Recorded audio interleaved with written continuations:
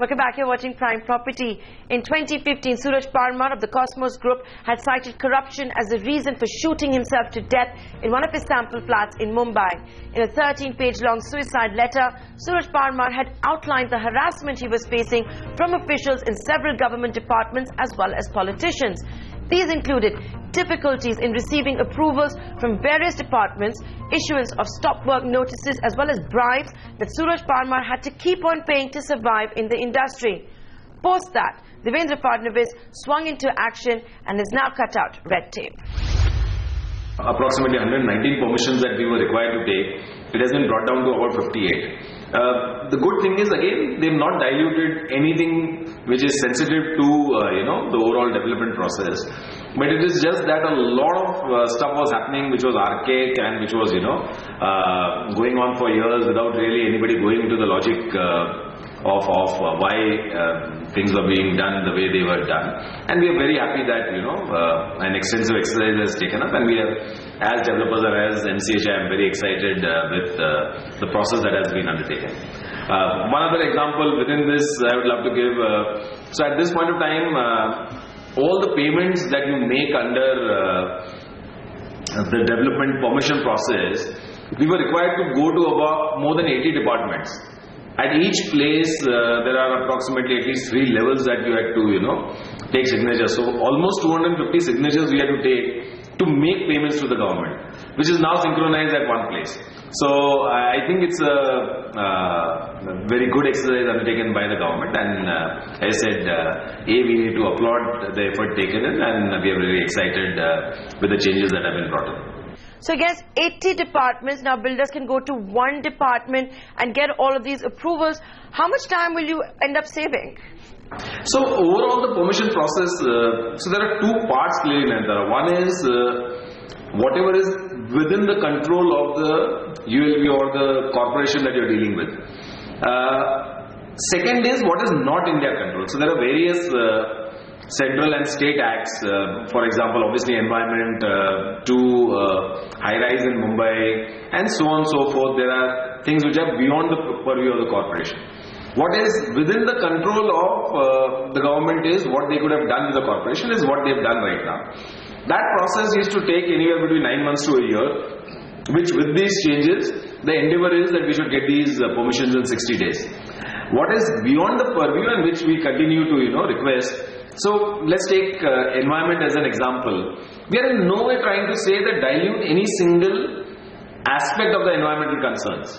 But largely when you see housing and real estate, there is no pollution that happens there. Really speaking, what happens where the environment rightly should be concerned on is that what happens to my stormwater drain, what happens to the sewer disposal, what is happening to light and ventilation.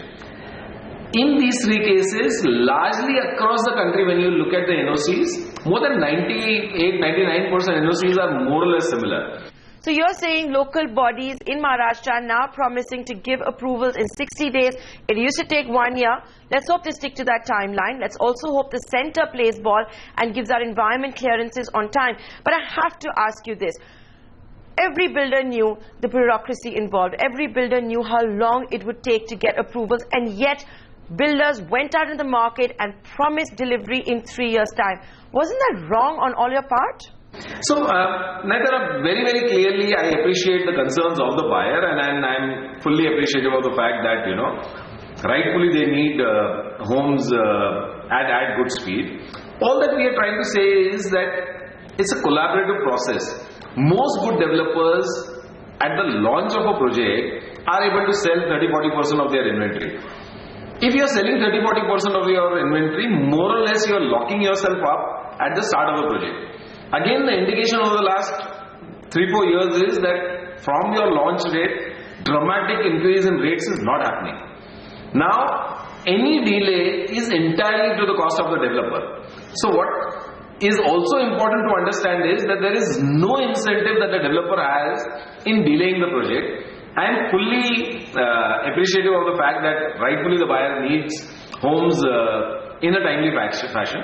All that I am trying to say is that here the systemic delay is hurting everybody. It's definitely hurting the buyer. It is definitely hurting the developer, and we've been sensitizing the government that it is dramatically hurting them also, because the revenues that can come out of development are coming much later than what they would have got. I'm not sure I agree with you on that, and there are many instances to show that's the case.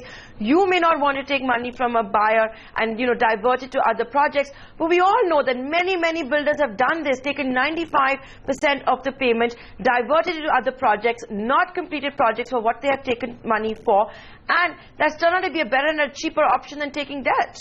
Again, so there will always be, I keep quoting this, that let's look at the larger lot. The larger lot is, I think, over the last 15 years since I have been looking at real estate, I think dramatic changes have happened from the products that we were getting 15 years back to what we are getting today. There is a dramatic improvement in terms of customer service. At least there is a lot of effort. It is extremely important here to understand that the main culprit is systemic delay. So you're saying that most of the approvals are because of a systemic delay, which now the Devendra Fadnavis government is hoping to clean up by coming out with this new approval system. Now, time is money. So if time is going to come down, the cost of projects is going to come down. Are you going to pass on that benefit to buyers? Hypothetically, I'm just giving a rough example that today, if, say I'm buying a land at 1,000 rupees, if the permissions are coming in 2.5 years, the land cost has already increased to 1,500 rupees, which is not helping anybody. So all that I'm trying to say is that if we crunch that overall permission process to 3 months or so, which is absolutely possible. I can sit with anybody and I can give you a foolproof plan where every permission should come in 3 months, and it is really possible. Once that happens, then you will be able to create a way where rightfully you will be able to ask these questions, the buyer will be able to ask these questions, the developer will have to answer them.